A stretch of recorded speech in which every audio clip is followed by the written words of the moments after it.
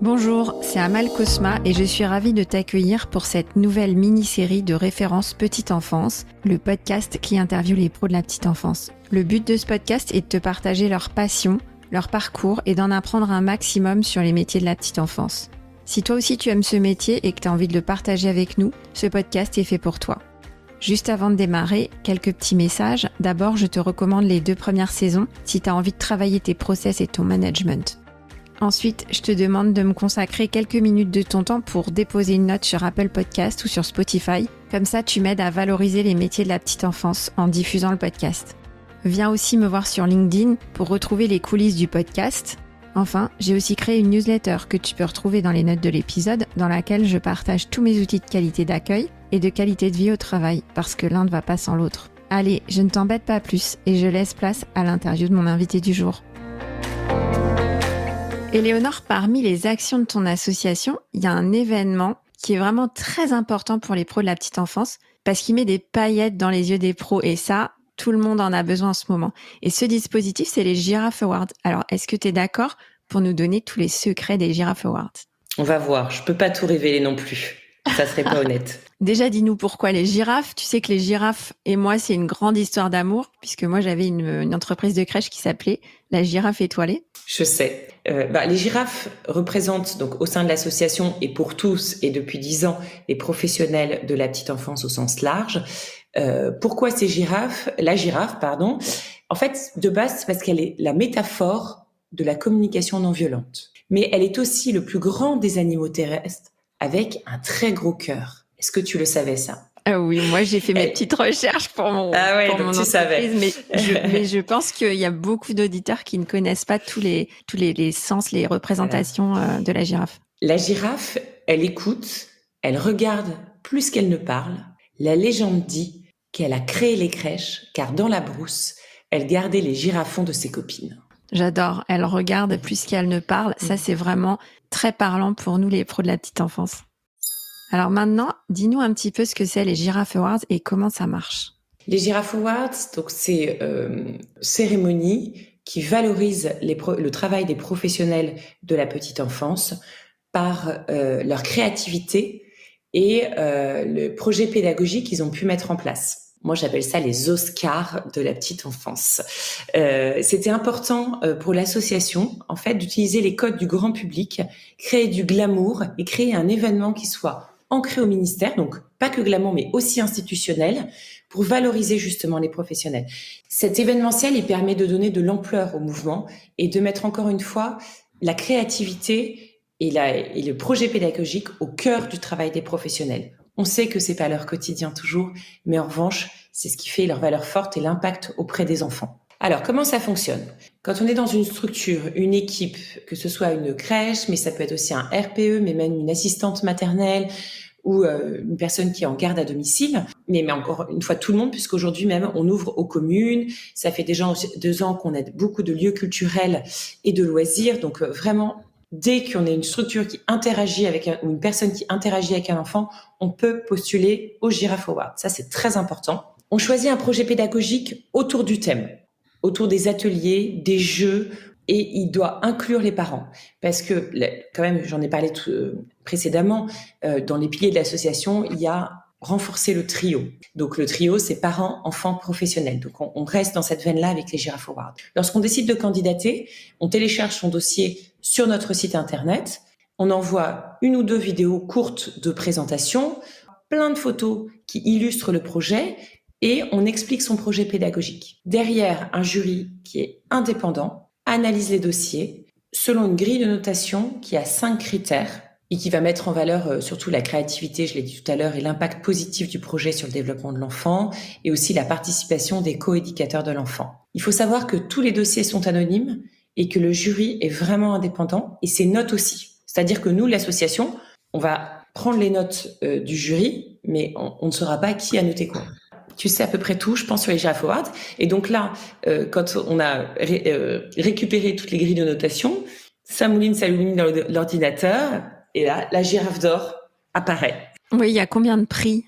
Il y en a à peu près 25. Ah oui, on a pas mal de chances d'avoir un prix finalement, dans différentes catégories. Alors oui, ça dépend du nombre de dossiers. C'est toujours pareil, c'est la proba, c'est-à-dire que quand tu postulais il y a 5 ans, tu avais pas mal de chances d'avoir un prix. Là, cette année, on vient d'enregistrer la clôture des dossiers et on a 2 fois plus de dossiers que l'année dernière. Alors, ça représente quoi? Donne-nous quelques chiffres. Mais on avait à peu près 140 dossiers l'année dernière et là, on va être entre 250 et 300 cette année. Ouais, donc c'est exponentiel, hein, ça grandit beaucoup. C'est quoi l'événement? C'est une journée dans un lieu? L'événement, alors là, cette année, ça va être vendredi 20 octobre 2023. L'événement se passe au ministère des Solidarités, donc dans la grande salle La Roque, qui est une salle qui peut contenir 300 personnes. Les personnes présentes sont en général les personnes lauréates. Là, je vois l'année dernière, il n'y a pas un lauréat qui n'est pas venu prendre son prix. Ce prix est tellement valorisant qu'il y a même la personne qui a gagné un prix et qui venait de la Réunion s'est fait financer son billet d'avion par sa crèche, parce que c'est beau, c'est fort de recevoir un prix au Giraffe Awards. Ça a une valeur inestimable, et pour d'ailleurs la structure et la personne qui a travaillé dessus, qui est leader, on va dire. Donc c'est vraiment génial, c'est vraiment un moment d'émotion. On peut retrouver d'ailleurs toutes les cérémonies sur notre chaîne YouTube qui s'appelle Télé Girafe, ou sur notre site internet. Et c'est vrai qu'on peut voir toute l'émotion qu'on peut ressentir, tous les discours des personnes qui reçoivent les prix. C'est vraiment un moment de rassemblement, de positivisme qui est très très fort. On voit que les pros sont vraiment ravis, puisqu'ils viennent des 4 coins de la France, même s'ils doivent prendre l'avion. Enfin, vraiment, c'est un événement qui a une grande importance et une grande valeur à leurs yeux. Et en plus, ils peuvent rencontrer des personnes importantes, en fait, lors de l'événement, parce qu'il y a aussi parfois des représentants du gouvernement. Enfin, dis-nous un petit peu qui participe, c'est quoi les VIP? Alors, généralement, la journée s'organise en plusieurs étapes. Il y a l'ouverture de la cérémonie, en fait, se fait on a un invité d'honneur, qui est effectivement l'année dernière Elisabeth Laitier. Cette année, je ne vous le divulguerai pas encore. Ensuite, nous avons toute la remise des prix qui durent toute la matinée, puisque 25 prix avec chacun des remettants. Généralement, les remettants sont plutôt des partenaires de l'association, des gens qui soutiennent, des gens qui apportent des outils pédagogiques. Et ensuite, la Girafe d'or est remise par le ministre. Waouh. Et ensuite, l'après-midi, on a une journée, on va dire, de colloque qui est en 3 parties. La première partie qui est un échange avec notre marraine littéraire, qui était l'année dernière Jeanne HB. Ensuite, on a des tables rondes sur des sujets sur la petite enfance. Donc là, c'est un petit peu plus institutionnel. Et ensuite, on essaie d'avoir un 3e thème un peu plus créatif qui inspire les professionnels. Écoute, moi, ça m'a vraiment donné envie de participer à l'événement. Donc, tu es la bienvenue. Et tu l'étais l'année dernière. Et j'étais là l'année dernière. Pour les auditeurs, en tout cas, je leur recommande vraiment de s'inscrire. Ce que je veux dire, c'est la variété des participants. Ça dépend aussi des dossiers et des lauréats. Parce que l'année dernière, on a quand même eu un projet pédagogique qui était un projet très inclusif avec un EHPAD. Et donc, on a eu des personnes de l'EHPAD qui sont venues sur la scène avec les personnes qui ont reçu leur prix. C'était très, très fort comme moment. Mais on a aussi, par exemple, le maire de la ville. Quand une structure municipale remporte un trophée, on a eu plusieurs fois des maires qui sont venus encourager et accompagner les structures. Donc, on a vraiment un éventail très large de personnes présentes lors des Giraffe Awards. Voilà, donc là, comme nous sommes en juin, les dossiers de candidature ont été déposés. Donc le jury va travailler jusqu'à fin juillet. À partir de fin juillet, en général, les lauréats reçoivent un appel qui va leur dire qu'ils vont recevoir un prix pour qu'ils puissent bloquer leur date du 20 octobre. D'accord. Donc c'est sûr que c'est pas le moment non plus facile. Donc c'est génial pour ceux qui reçoivent l'appel. Mais c'est vrai que c'est un petit peu difficile pour ceux qui savent que les appels ont lieu jusqu'à fin juillet, puisque voilà, quand on n'a pas reçu d'appel, il y a des déçus forcément. Là, forcément. De toute façon, c'est le lot de tous les trophées, les concours. Même si on essaye que que ça soit très positif, on n'a pas le choix. Et ensuite, du coup, ces lauréats sont invités à venir et en général, ils remplissent, on va dire, la moitié, voire les 2/3 de la salle Larocque du ministère. Ok, donc là, vous avez reçu tous les dossiers, vous les étudiez. Ensuite, vous allez informer les sélectionnés et l'événement va se dérouler en octobre. Et pour l'année 2024, quand est-ce qu'on peut remettre son dossier pour participer à la prochaine édition ? Alors là, j'ai pas la date exacte en tête, mais c'est toujours fin mai. Et pour finir, est-ce que tu peux nous dire comment on peut assister au Giraffe Awards ? Parce que ça a l'air vraiment génial d'aller au ministère, d'être reçu au ministère, mais il n'y a pas de place pour tout le monde. Déjà, on alloue des places pour les lauréats, ce qui est absolument normal. Et en fait, ces lauréats souvent sont accompagnés. Alors, on essaye de limiter le nombre d'accompagnants parce qu'encore une fois, cette salle Larocque, c'est 300 personnes dans une salle, donc ça peut pas être extensible. Mais si on peut, on a des crèches l'année dernière qui sont arrivées à 15 personnes. Ensuite, on a les personnes que toi tu as appelées les VIP, qui sont peut-être les institutionnels, des personnes représentantes de l'État, des personnes représentant de la CNAF, des penseurs, des chercheurs, des philosophes. Et il y a aussi tous les partenaires de l'association qui soutiennent nos actions et qui du coup sont invités pour cette remise des trophées. Est-ce qu'il reste quelques places après tout ça pour le public ? Oui, en général, il reste quelques places et on le sait fin septembre, on peut dire, et en général, on envoie à tous les candidats au Giraffe Awards une proposition pour venir. Ok, génial. Ça a l'air vraiment top, cet événement avec 300 personnes réunies autour de la petite enfance.